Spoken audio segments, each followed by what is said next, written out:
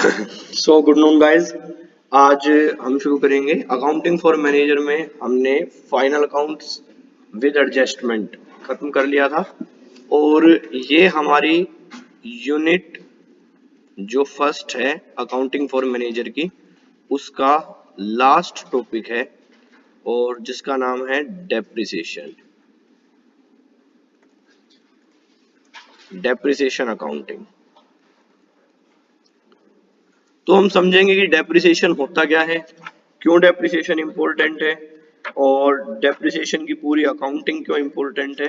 इन सभी चीजों के बारे में अभी हम अपने इस वाले लेक्चर में समझेंगे। तो आज हम जो फर्स्ट यूनिट है उसका एक तरह से समझ लीजिए लास्ट टॉपिक डेप्रिसिएशन को हम शुरू करते हैं। डेप्रिसिएशन प्रोविजन एंड रिजर्व्स के नाम से चैप्टर है ये। तो देखिए बात क्या है, बात यह है कि फिक्स असेट्स, जितनी भी कंट्री में किसी भी कंट्री में फिक्स असेट्स होती हैं उनकी कुछ दो विशेषताएं होती हैं कि तो फिक्स असेट्स है ना, फिक्स असेट्स को हम कैपिटल जनरेशन भी बोल सकते हैं, यानी कैपिटल कितनी जनरेट हो रही है किसी भी कंट्री में। अच्छा जी, डेप्रिसिएशन सबसे ज्यादा इंपॉर्टेंट इसलिए है कि जब आप इनकम टैक्स में मान लीजिए जब हम कॉर्पोरेट टैक्स भरते हैं तो क्या होता है, एक साइड होती है हमारी इनकम और एक साइड होते हैं हमारे एक्सपेंसेस। जितनी भी इनकम होती है इसमें से सारे तरह से एक्सपेंसेस लेस कर दिए जाते हैं। तो जितनी भी कॉर्पोरेट एंटिटीज हैं वो क्या चाहते हैं, वो ये चाहते हैं कि उनके एक्सपेंसेस ज्यादा से ज्यादा शो हो सके ताकि जो टोटल टैक्स लायबिलिटी है वो कम बने। तो और जो इनकम टैक्स अथॉरिटी है, टैक्स अथॉरिटीज, वो क्या चाहते हैं, टैक्स अथॉरिटी इन जो डिडक्शंस है इनको कट करते रहते हैं। टैक्स अथॉरिटीज इन डिडक्शन को काटते रहते हैं। वो इसलिए इन डिडक्शंस को काटते हैं ताकि भाई टैक्स की लायबिलिटी वो ज्यादा से ज्यादा बन सके। तो मान लीजिए कोई एक एक्सपेंसेस था सैलरी का जो आप लिखना भूल गए, तो टैक्स वाले कहेंगे कोई नहीं, लिखना भूल गए, जितना टैक्स बनता है उतना दे दो। कोई भी एक्सपेंसेस था जो आप लिखना भूल गए तो टैक्स वाले उसे लगाएंगे नहीं। एक डेप्रिसिएशन एक ऐसा एक्सपेंसेस है, अगर आपने इनकम टैक्स कैलकुलेट करते वक्त डेप्रिसिएशन को नहीं लगाया तो टैक्स अथॉरिटीज कहेंगी श्रीमान जी आप गलती से ना डेप्रिसिएशन लेस करना भूल गए, प्लीज इसको लेस करके टैक्स क्लेम करिए। ठीक है। डेप्रिसिएशन किसी भी कंट्री की जब भी नेशनल इनकम कैलकुलेट होती है तो उसमें एक बहुत इंपॉर्टेंट फैक्टर होता है। इसलिए हर कंपनी को, एक कंपनी के पास कितनी, सॉरी एक कंट्री के पास कितनी फिक्स असेट्स हैं, कितनी कैपिटल है, इसका सही अंदाजा लगाना बहुत जरूरी है।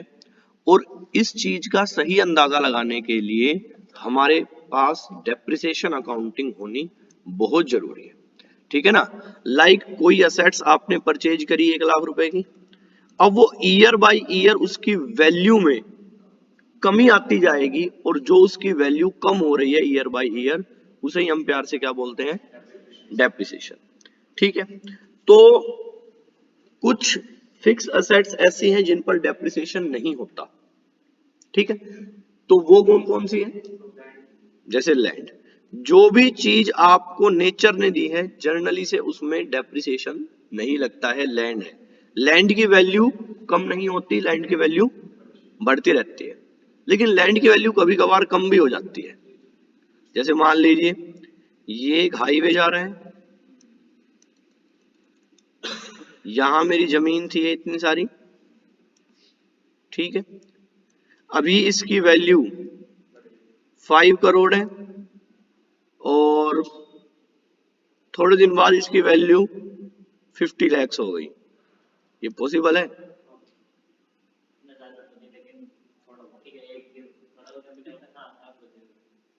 पॉसिबल। यहां से आप है ना रेल की लाइन निकाल दो, अब इस जमीन की वैल्यू क्या रह गई, रेल की अगर लाइन चली गई तो वैल्यू बहुत कम हो जाएगी। हाँ जी बेटा, रेल क्या होता है, ट्रेन की लाइन कहीं से भी चली जाए, रेलवे स्टेशन वैल्यू इंक्रीज करते हैं लेकिन रेल लाइन इटसेल्फ वैल्यू को बहुत हद तक डेप्रिसिएट कर देते हैं। लाइक अभी आप यहाँ पे होटल खोल सकते थे इस वाली जगह में, आप पेट्रोल पंप खोल सकते थे, कुछ भी आप बिजनेस एक्टिविटी कर सकते थे। अब आपका कनेक्शन ही टूट गया है बीच में से, ठीक है ना।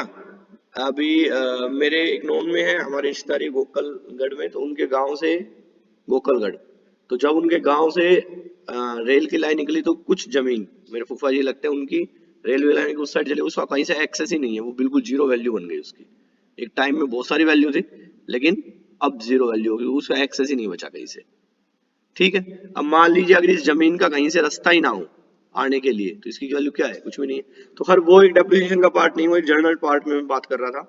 तो डेप्रिसिएशन क्या होता है, डेप्रिसिएशन का मतलब होता है गाइज कि पहले बात तो decrease in the value of assets, कि जो आपकी वैल्यू ऑफ असेट्स है उसमें जो डिक्रीज आ रहा है वो। नंबर सेकंड, कि जो डेप्रिसिएशन है वो टेंजिबल फिक्स असेट्स पर लगता है, टेंजिबल फिक्स असेट्स पर चार्ज होता है। लैंड एंड बिल्डिंग पर डेप्रिसिएशन लग जाता है, लैंड पर डेप्रिसिएशन नहीं लगता है। ठीक है, अच्छा जी जो डेप्रिसिएशन है वो एक प्रोसेस है एलोकेशन का, ना कि वैल्यूएशन का। यानी डेप्रिसिएशन पूरी जो उसकी वैल्यू में कमी आ रही है उसको डेप्रिशिएट करा जाता है, नॉर्मल उसमें मतलब बांट दिया जाता है वैल्यूएशन में। ठीक है, एक चीज होती है कॉजेज ऑफ डेप्रिसिएशन, कि डेप्रिसिएशन के कारण क्या क्या है, क्यों डेप्रिसिएशन लगता है। तो सबसे पहला है कांस्टेंट यूज, किसी भी चीज को जब आप यूज करते रहते हैं तो उसकी वैल्यू में है, नॉर्मल वियर एंड टियर के कारण जो वो उसकी वैल्यू वो डाउन जाती रहती है। अगला है इफेक्ट ऑफ टाइम, कि जब भी आप किसी चीज को टाइमली, टाइम के साथ साथ उसकी वैल्यू है जो वो कम होती चली जाती है। मान लीजिए आप एक कार लेके आए और आप उसे बिल्कुल ना चलाएं, अपने घर पे लाके खड़ी कर ले, तो क्या उसकी वैल्यू में डेप्रिसिएशन नहीं होगा, होगा, और ज्यादा हो जाएगा।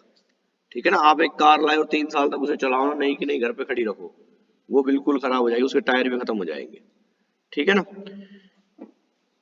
अगला है expiry of legal rights,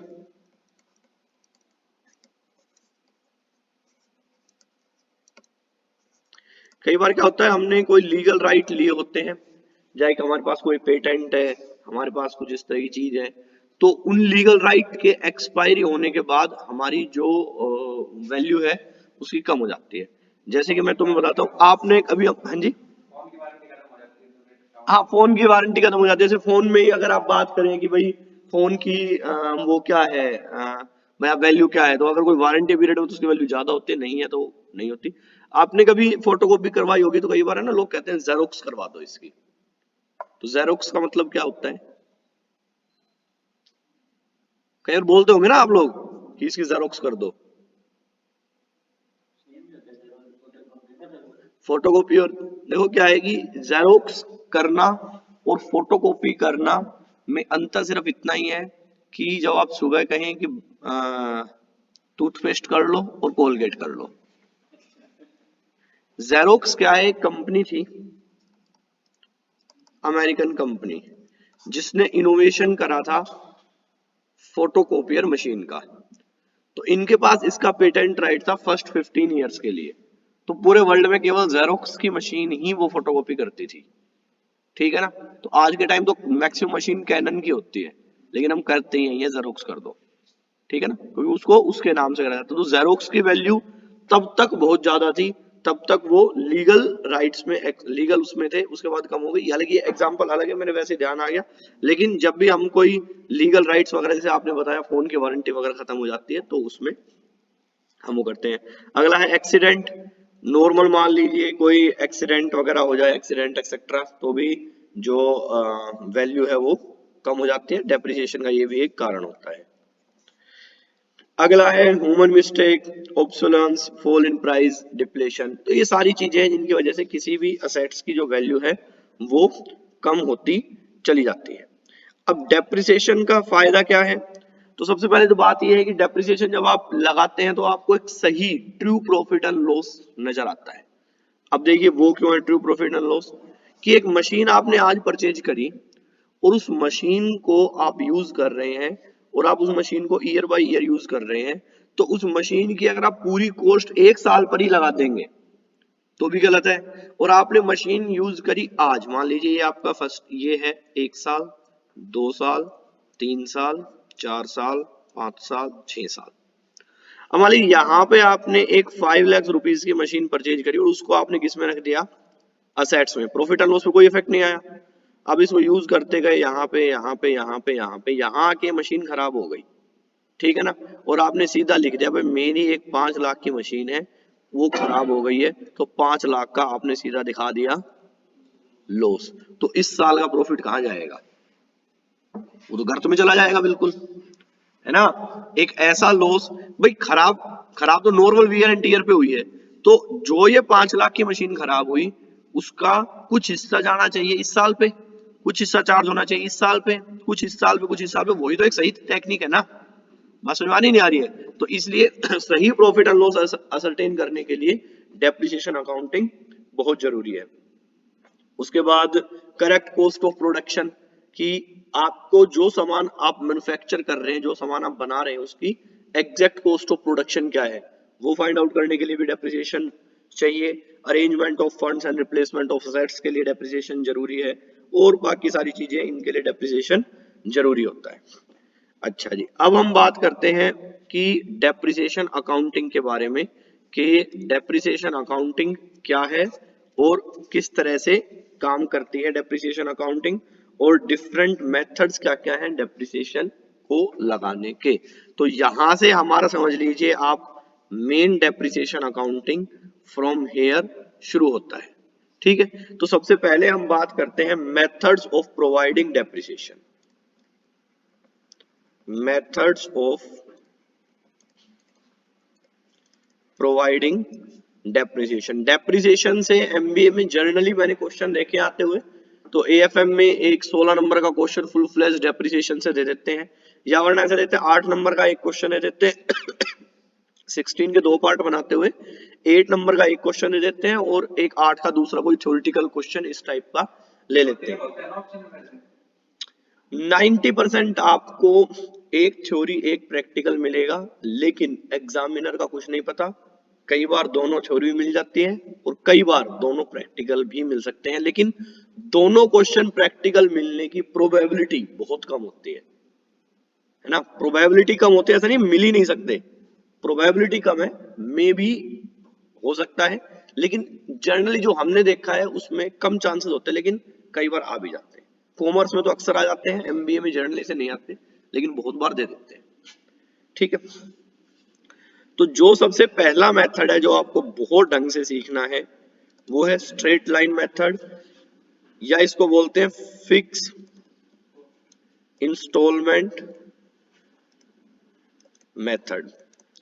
straight line method of depreciation या fixed instalment method of depreciation. अगला मेथड है हम उसको बोलते थे प्यार से WDV, written down value method, या इसको बोलते diminishing balance method.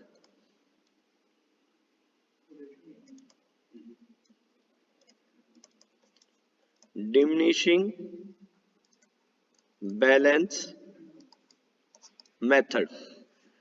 Diminishing balance method पहला, straight line value method SLM, और WDV written down value method या डिमिनिशिंग बैलेंस मेथड। तो ये दो ही मेथड है जो आपके एमबीए के सिलेबस में है, ठीक है। देखो दो चीज है, एक तो जो आपके सिलेबस में है और एक जो टोटल मेथड है। तो मैं टोटल मेथड दिखूंगा, उसके बाद सिलेबस में हमें पढ़ने दो ही हैं, लेकिन आपको जानकारी होनी चाहिए और कौन कौन से मेथड है। तो एक मेथड होता है एनयूटी मेथड, जो बच्चे कॉमर्स बैकग्राउंड से होंगे उन्होंने ये पढ़ रखा होगा, एनयूटी मेथड। फिर उसके बाद है डेप्रिसिएशन फंड मेथड। फिर उसके बाद है इंश्योरेंस पॉलिसी मेथड।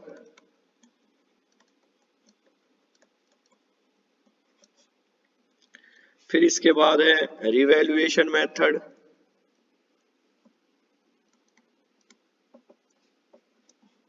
फिर है एक डिप्लेशन मेथड,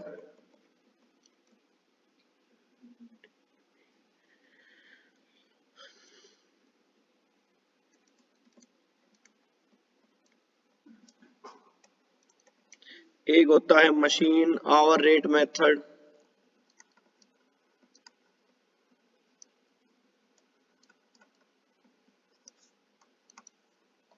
और फाइनली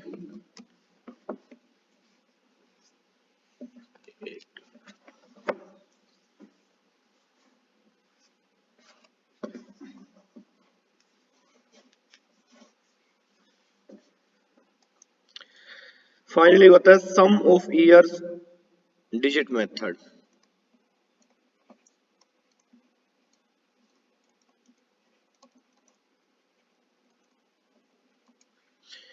देखिए ये आपके कोई काम के हैं नहीं, इनको सिर्फ पढ़ने के लिए यूज में रखिएगा। हमारे काम के सिर्फ ये दो मेथड है। तो ये तो है जो होते हैं और ये है जिनको हमें पढ़ना है। तो हमें मेनली दो ही मेथड पढ़ना है, एक स्ट्रेट लाइन वैल्यू मेथड जिसको फिक्स्ड इंस्टॉलमेंट मेथड बोलते हैं, और एक रिटर्न डाउन वैल्यू मेथड या डिमिनिशिंग बैलेंस मेथड। तो सबसे पहले हम दोनों मेथड में अंतर समझते हैं, क्या क्या अंतर है, कैसे कैसे ये काम करते हैं। तो प्यारे दोस्तों समझेंगे यहां से। सबसे पहले मेथड में हम दो मेथड के बारे में बात कर रहे हैं, एक स्ट्रेट लाइन मेथड और एक रिटर्न डाउन वैल्यू मेथड। देखिए होता क्या है स्ट्रेट लाइन का मतलब ये हो गया कि ये जो डेप्रिसिएशन की रेट रहेगी वो एज इट इज चलेगी, जस्ट स्ट्रेट लाइन चलेगी, उसमें कोई उतार चढ़ाव नहीं आएगा। फॉर एग्जाम्पल कि मान लीजिए हमने कोई असेट्स है, उसकी जो कॉस्ट है, यानी हमने वो असेट्स खरीदी, वो खरीदी 1 लाख रुपए में, और इस पर हमें 10% डेप्रिसिएशन चार्ज करना है, 10% डेप्रिसिएशन। तो इसका मतलब ये जो पहले साल के लिए, फर्स्ट ईयर के लिए जो डेप्रिसिएशन रहेगा वो रहेगा 1 लाख का 10%, यानी कि 10,000। अगले साल भी वो कितना होगा, अगले साल भी कितना होगा, एंड सो ऑन। तो ये पहले साल के लिए, दूसरे के लिए, तीसरे के लिए, और ऐसे ही 10वें साल के लिए भी कितना होगा, 10,000 रुपए। यानी कि हर साल 10,000 रुपए चार्ज होते चले जाएंगे, और 10 साल के बाद जो मशीन की वैल्यू है वो हो जाएगी 0। ठीक है, यानी खत्म। तो ये होगा स्ट्रेट लाइन वैल्यू मेथड, यानी जो डेप्रिसिएशन पहले साल है वही डेप्रिसिएशन आखिरी साल तक चलता रहेगा। ये बड़ा आसान है ये सिस्टम।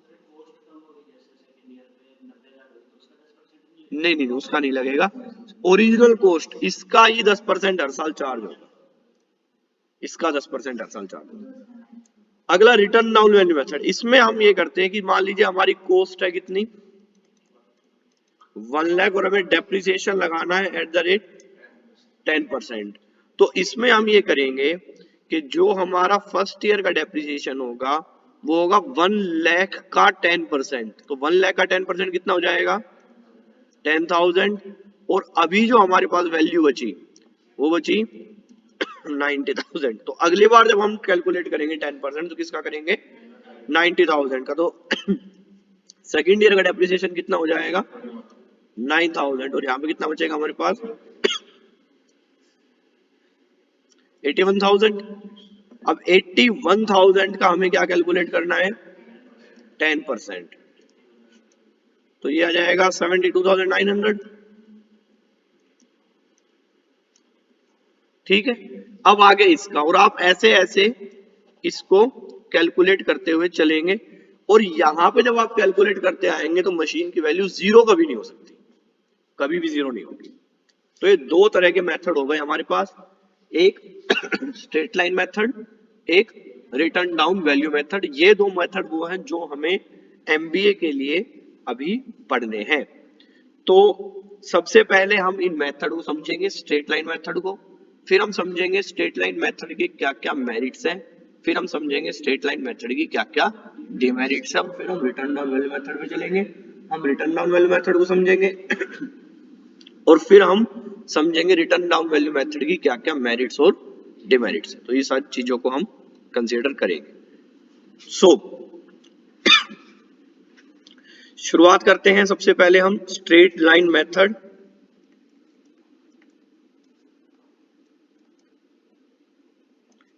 या इसको हम बोल सकते हैं fixed instalment method.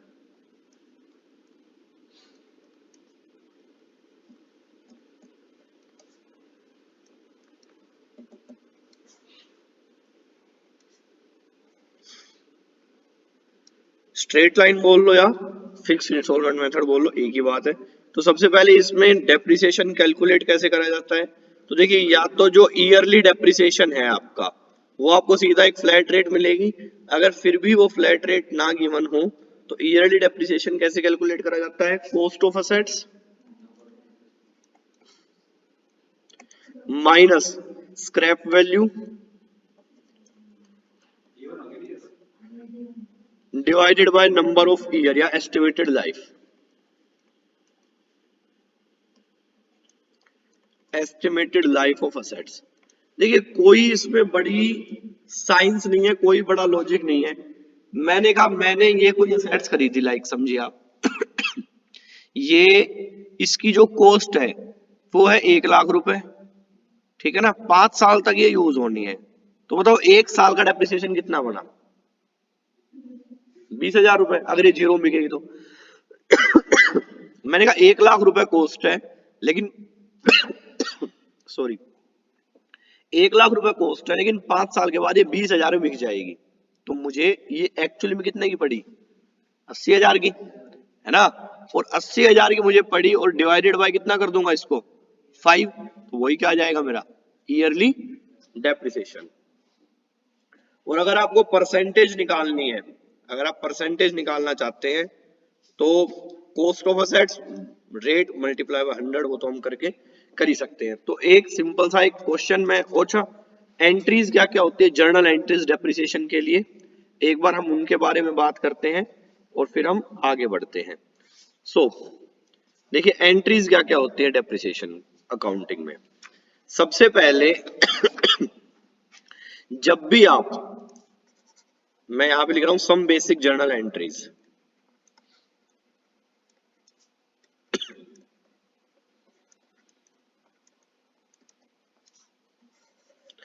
Depreciation accounting कुछ बेसिक जर्नल एंट्री के बारे में बात कर रहा हूं। देखिए, जब भी आप डेप्रिसिएशन अकाउंटिंग के बारे में बात करते हैं तो सबसे पहले तो हम किसके बारे में बात करते हैं? परचेज ऑफ फिक्स असेट्स, ठीक है ना। तो जब भी आप कोई फिक्स असेट्स परचेज करेंगे,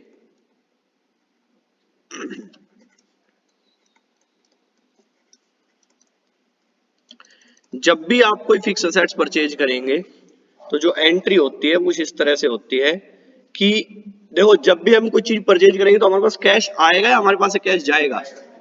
जाएगा। तो जब भी हमारे पास से कैश जाता है तो उसे क्रेडिट करते हैं। तो जो भी फिक्स असेट्स आपने परचेज करी है वो fix assets account debit to cash या बैंक, जितने भी रुपए से हैं, ठीक है। ये आपको कहीं भी लिखनी नहीं है, हमें अकाउंट बनाना है, जस्ट मैं आपको समझाने के लिए बता रहा हूं। अगला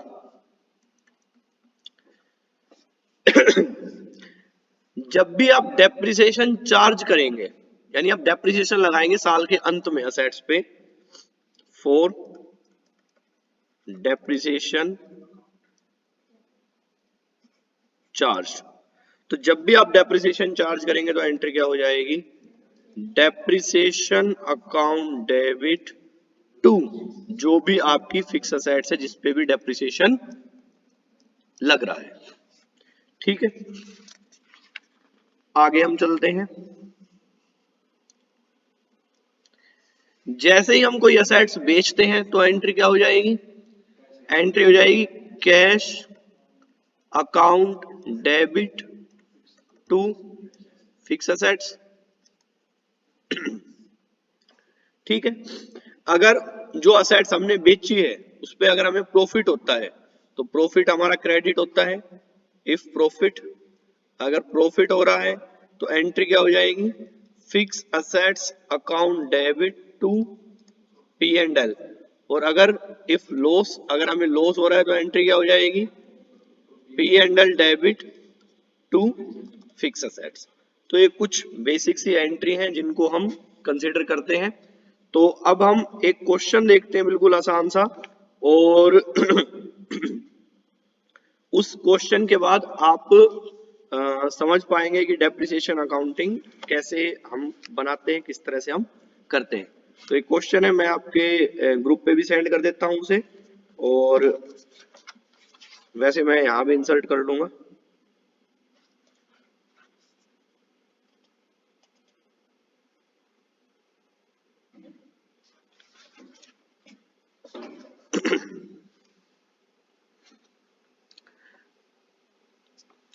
सो एक एग्जांपल लेते हैं डेप्रिसिएशन। अच्छा, यहाँ तक अगर आपको कोई कंफ्यूजन लगे कि कुछ चीज समझ में नहीं आई हो तो आप पूछ सकते हैं।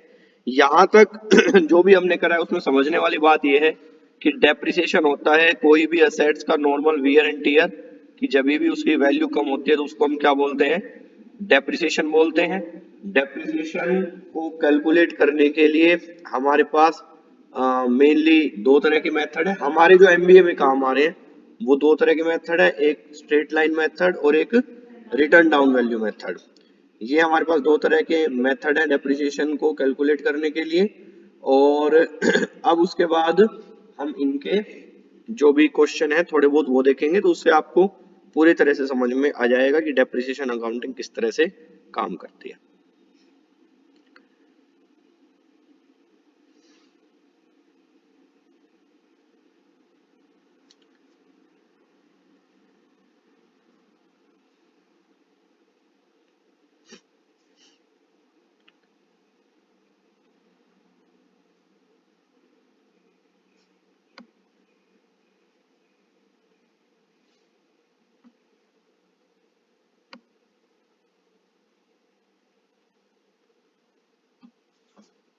ये मैं आपके ग्रुप पे भी सेंड कर देता हूं।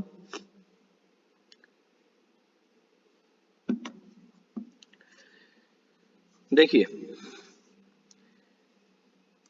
a company purchased a machine for rupees 4,80,000 on 1st Jan 2004 and spent 20,000 on its erection. It was estimated that scrap value will be 25,000. Additions are made on 1st January 2006 to the value of 2 lakh. Residual value 15,000. Further additions are made on 1st July 2007 to the value of 1,08,000. Residual value rupees 8,000. The working life of machine is 20 years. 20 साल तक machine काम करेगी। मान लीजिए हमें कहा गया कि प्रिपेयर मशीनरी अकाउंट,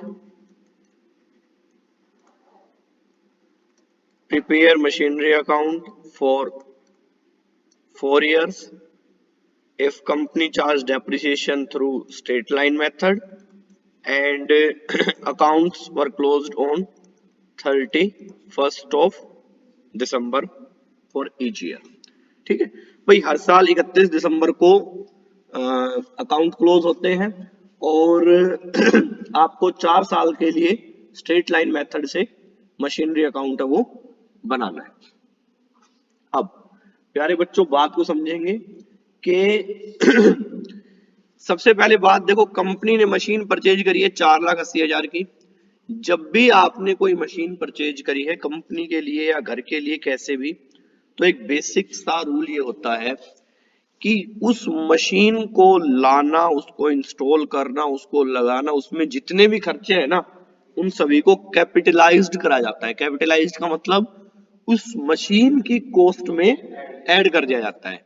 आपने कार खरीदी, कार के लिए आपने इंश्योरेंस दिया, रजिस्ट्रेशन चार्ज दिया, ये दिया, तो वो थोड़ी आप कार की वैल्यू में ऐड नहीं करोगे, वो ऐड करके जो फाइनल ऑन रोड कीमत आप देखते हैं ना, तो सेम ऐसा यहाँ पे है।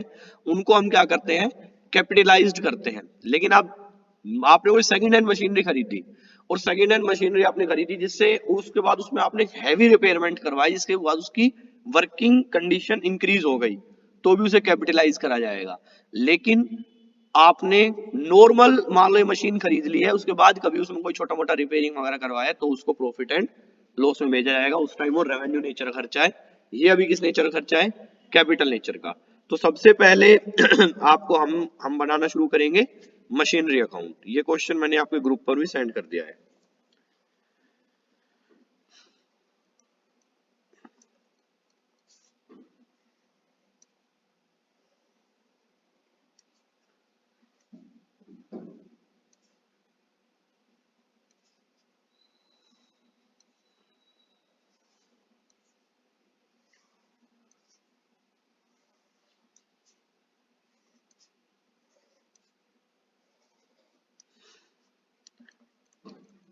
यहाँ डेट आ जाएगी बेटा, यहाँ पर्टिकुलर्स, यहाँ रुपीज, यहाँ डेट, यहाँ पर्टिकुलर्स, यहाँ रुपीज।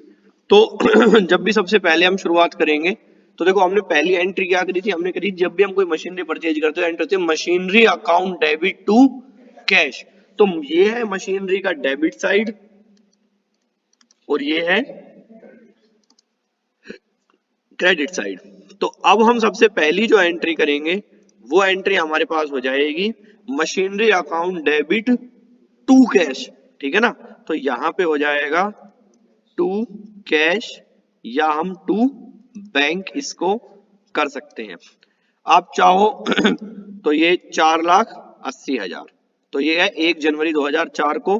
तो जो हमारा ईयर है वो यहाँ पे है 2004 और जो एंट्री है वो है 1 जनवरी को टू बैंक, और ये हो जाएगी कितने की? 4,80,000। कोई डाउट? आगे 1 जनवरी को ही टू बैंक 20,000, क्योंकि उसको हमने कैपिटलाइज्ड कर दिया। अब देखिए इस साल कुछ भी नहीं हुआ, अगली जो एंट्री हो रही है वो कब हो रही है? 1 जनवरी 2006 को। इस साल तो हमने कुछ भी नहीं करा ना, तो इस साल के लिए अभी हम क्या करेंगे, साल का जब एंड आएगा, एंड कब आता है? 31 दिसंबर को। अगर मान लीजिए ये 1 अप्रैल से 31 मार्च चलते तो हम कहाँ पे आ जाते? 31 मार्च पे। तो यहाँ पे हम करेंगे बाय डेप्रिसिएशन। डेप्रिसिएशन कितना लगाना है हमें? स्ट्रेट लाइन वैल्यू मेथड के हिसाब से लगाना है। तो डेप्रिसिएशन इसका हमें कैलकुलेट करना पड़ेगा कि डेप्रिसिएशन इसका बनता कितना है। तो डेप्रिसिएशन कैसे कैलकुलेट करेंगे बेटा? देखो 5 लाख की एक मशीनरी खरीदी और 25,000 की वो बिक जाएगी स्क्रैप में। अच्छा, estimated scrap value of ₹25,000 on, और जो ये कितने साल के लिए? Total working life of all machines are 20 years. 20 साल के लिए जो मशीनरी है वो यूज होनी है। तो अगर मुझे डेप्रिसिएशन कैलकुलेट करना है तो डेप्रिसिएशन मैं कैसे कैलकुलेट करूंगा? तो 5 लाख माइनस 25,000 डिवाइडेड बाय 20, तो 475 डिवाइडेड बाय 20, तो कितना आ जाएगा ये? 23,750। बिल्कुल सही है। तो यहाँ पे हम डेप्रिसिएशन लिख देंगे 23,750। ठीक है भाई। अब तुम बात समझो कि 5 लाख रुपए की मशीनरी थी, इस 5 लाख रुपए की मशीनरी में से 23,750 की डेप्रिशिएट हो गई, तो बची कितनी? 31/12 को बाय बैलेंस कैरिड डाउन। तो 5 लाख में से 23,750 हम लेस कर देंगे, तो ये आ जाएगा 4,76,250। तो ये हमारे पास बैलेंस आ गया मशीन का एज 31 दिसंबर 2004। ठीक है भाई। अब अकाउंट को आगे बढ़ाएंगे थोड़ा सा, ये मैं रब कर रहा हूं।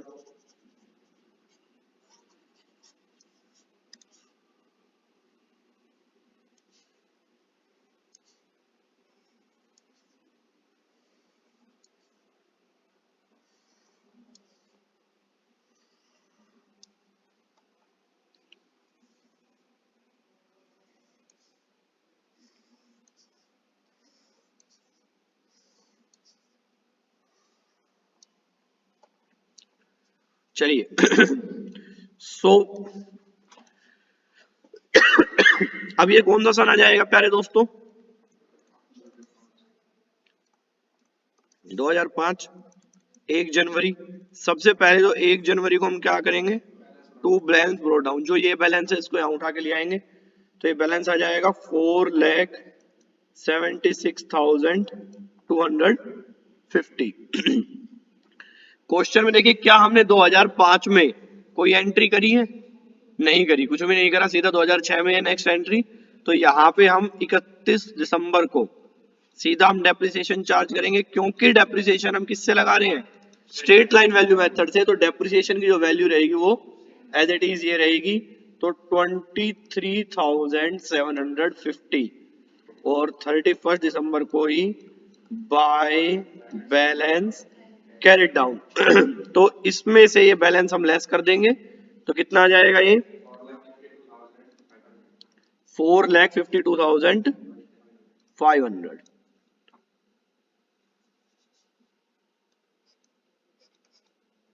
476,250 और यहाँ भी बच जाएगा 476,250।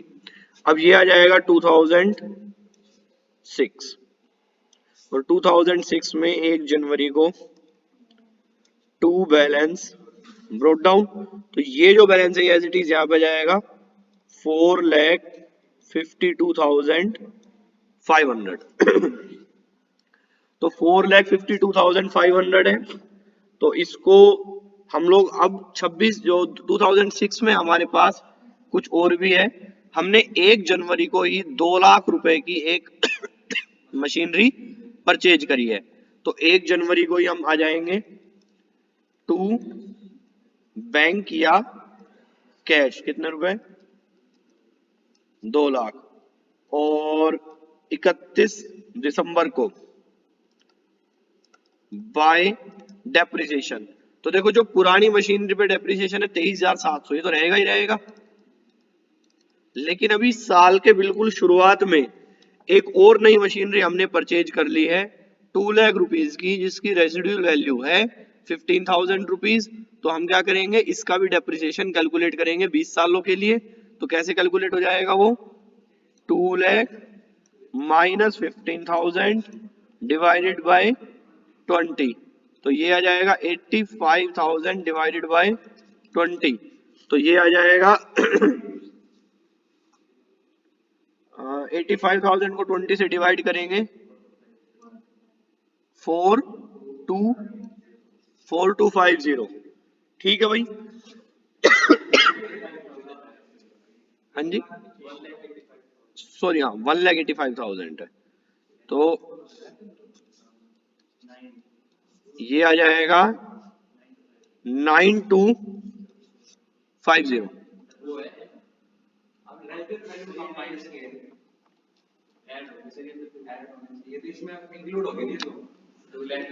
अच्छा अच्छा, हाँ हाँ, एक मिनट रुको। देखिए इसकी जो वैल्यू है वो 2 लाख है, और रेजिडुअल वैल्यू यानी स्क्रैप वैल्यू 15,000 है। स्क्रैप वैल्यू तो लेस ही करते हैं ना हम, स्क्रैप वैल्यू, रेजिडुअल वैल्यू और स्क्रैप वैल्यू एक ही होती है, यानी जो मशीन जब एब्सोल्यूट हो जाएगी तो कितने में कबाड़े के भाव जाएगी, समझ गए? तो वो है, ये वो नहीं है इरेक्शन वाला नहीं है जो सबसे पहले वाला देख रहे थे ना, इंस्टॉलेशन नहीं है ये है स्क्रैप। तो ये हो जाएगा 9,250, और इन दोनों को जब आप ऐड कर देंगे तो यहाँ पे आ जाएगा कितना? 30, नहीं नहीं नहीं, एक मिनट, 32,950। ठीक है, एक मिनट रुको भाई, 23,750 था ये, तो ये हो जाएगा 33,000 ही हो जाएगा। ये था 23,750, इधर है ना 23,750, तो ये हो जाएगा कितना? 33,000।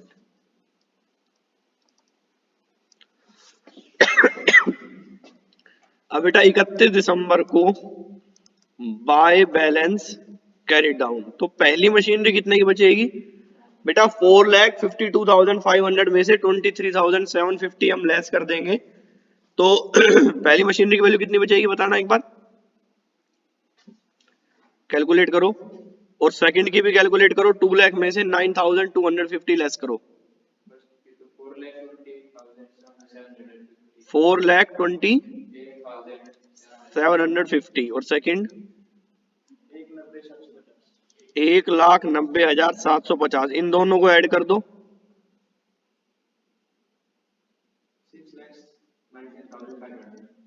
6,19,500। Very good. ठीक है भाई, तो यहाँ पे हम इसको टोटल कर देंगे तो ये आ जाएगा 6,52,500, 6,52,500 और ये आ गया अभी 2006 चल रहा था, अब आ जाएगा हमारे पास 2007। तो 1 जनवरी को to balance brought down, first second 4,28,750, 1,09,750, 6,19,500। अब देखिए 2007 में क्या रखा है, further additions are made on 1 July 2007 to the value of 1,08,000, residual value 8,000। तो हमने 1 जुलाई को और मशीनरी परचेज करी है और जो 1 जुलाई को हमने मशीनरी परचेज करी है उसकी वो कितने रुपए की है, 1,08,000 की। तो इसको मैं रब कर रहा हूं। अच्छा, आप जब एग्जाम में करेंगे तो इसको रब नहीं करना, इनको वर्किंग नोट में दिखाना है नीचे, ठीक है ना, वर्किंग नोट में दिखाना है, आप मतलब इसको रफ में नहीं दिखाना, ये it is a part of fair value. तो 1 जुलाई को टू बैंक 1,08,000। अब 31 दिसंबर को हम लगाएंगे bye depreciation first second and third. पहली मशीनरी पे डेप्रिसिएशन 23,750 का था, पहले से चलता आ रहा था। दूसरी मशीनरी पे डेप्रिसिएशन कितना है 9,250 और जो थर्ड मशीन है उस पर अभी हम कैलकुलेट कर लेंगे 1,08,000 माइनस 8,000 डिवाइडेड बाय 20। तो 1 लाख डिवाइडेड बाय 20 तो कितना आ गया, 5 साल है पूरे साल का। यहाँ पे मशीनरी कितने दिन यूज करी है, जुलाई में परचेज करी, जुलाई अगस्त सितंबर अक्टूबर नवंबर दिसंबर, 6 महीने। तो 6 महीने का डेप्रिसिएशन कितना हो जाएगा 2,500 रुपए। टोटल करो बेटा इन तीनों को,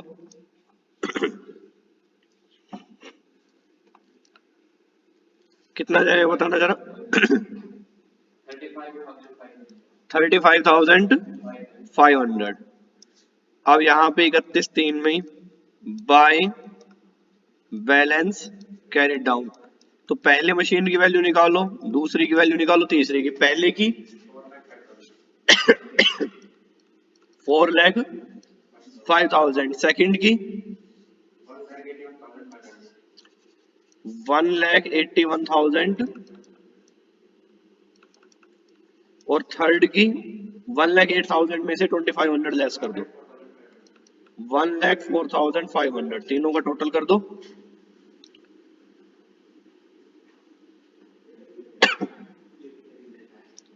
कितना हो गया, ये जाएगा 6,92,000 आना चाहिए, देखना एक बार 6,92 आ रहा है इसमें। तो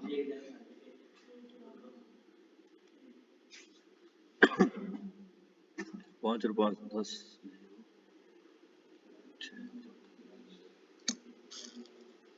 या तो फिर इसमें गलती हुई है, 19750 में से ये लेस करना 9250। चलो कोई नहीं, हो जो भी हो देख लेना, ये आपका चलो कोई नहीं, एक बार आप लोग इसको चेकआउट कर लेना जितना भी आ रहा है। तो ये हो गया हमारा मशीनरी अकाउंट। ठीक है, कुछ भी नहीं करना है, जो परचेज करिए वो इस साइड, सेल करिए उस साइड, इस तरह से हम चलते हुए चले जाएंगे। बिल्कुल बेसिक सा क्वेश्चन था ये। आगे इसमें हमें बनाना होता है डेप्रिसिएशन अकाउंट। डेप्रिसिएशन अकाउंट भी अपने आप में बहुत आसान होता है।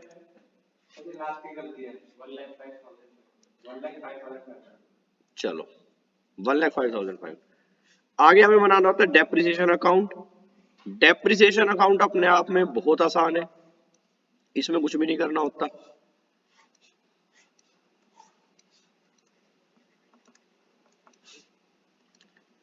Date particular rupees, date particular rupees. देखिए भाई क्या है कि सबसे पहले हमारा डेप्रिसिएशन यहाँ पे चार्ज हुआ ना, कितने रुपए चार्ज हुआ, 23,750। तो हम यहाँ पे ये था machinery account debit to depreciation. तो डेप्रिसिएशन क्रेडिट हुआ है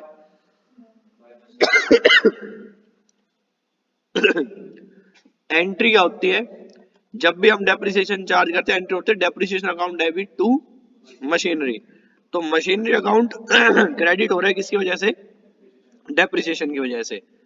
तो डेप्रिसिएशन को हम डेबिट कर देंगे किसकी वजह से, टू मशीनरी। कितने रुपए है, और ये पैसा डायरेक्ट ये 31/12 को है, 31/12 को सीधा ये चला जाएगा by profit and loss account, same as it is.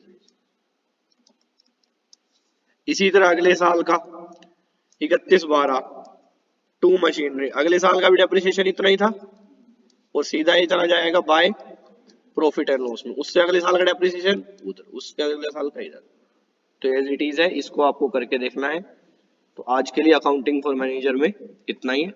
Economics का लेक्चर अभी हम शुरू करते हैं थोड़ी देर में।